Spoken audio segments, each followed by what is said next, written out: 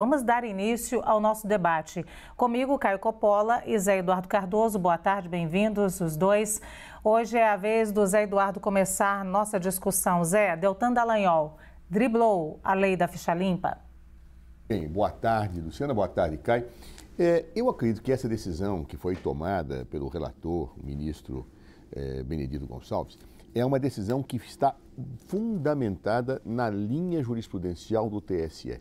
Ou seja, ela é coerente com a interpretação que o TSE vem dando à lei da ficha limpa. Algumas dessas premissas ensejam discussões, ensejam polêmicas, mas a verdade é que, em primeiro lugar, o TSE sempre entendeu que, efetivamente, a lei da ficha limpa não é uma lei penal, nem uma lei sancionatória, mas é uma lei restritiva de direitos de elegibilidade. Por esta razão, o TSE, ao longo do tempo, vem fazendo interpretações ampliativas dos termos da lei da ficha limpa.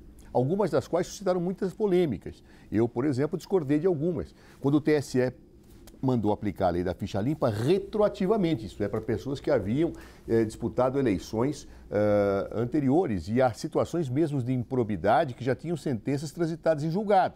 O Supremo referendou essa posição. Bem, como não dá para ficar olhando posições e premissas já superadas pela jurisprudência, essa interpretação feita pelo TSE está de acordo com a sua linha jurisprudencial.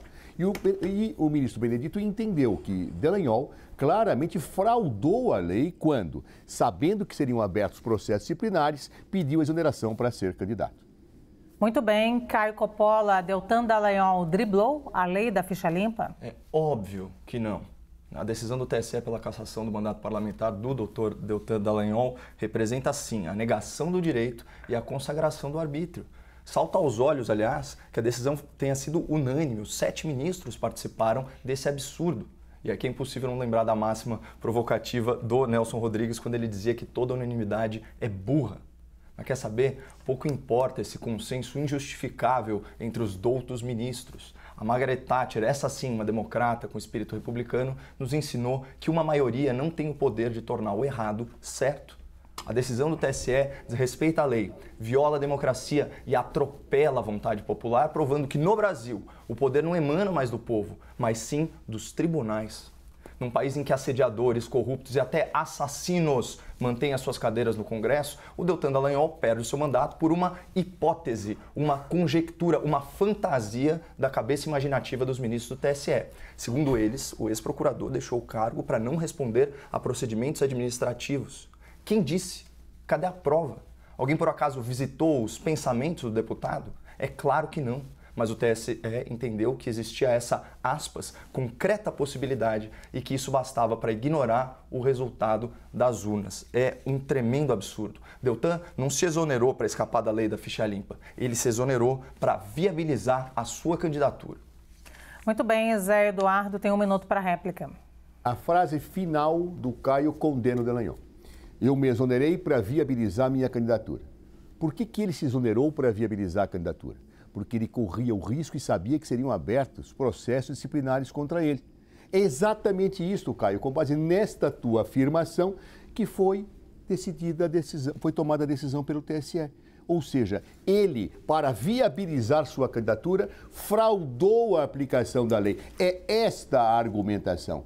Não pode uma pessoa que está em excesso de velocidade não ser punida se continua em excesso de velocidade e vira à direita para fugir do radar.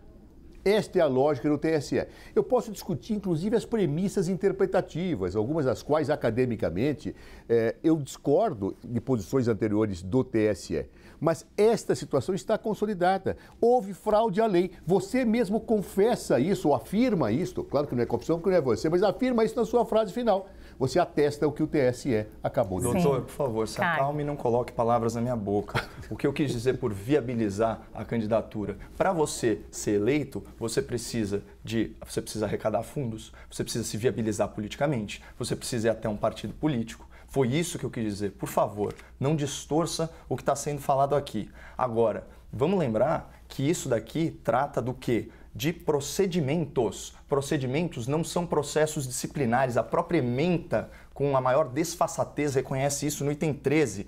A inelegibilidade aplica-se ao caso não com base em hipótese não prevista na Lei 64/90, o que não se admite na interpretação de normas restritivas de direitos, certo?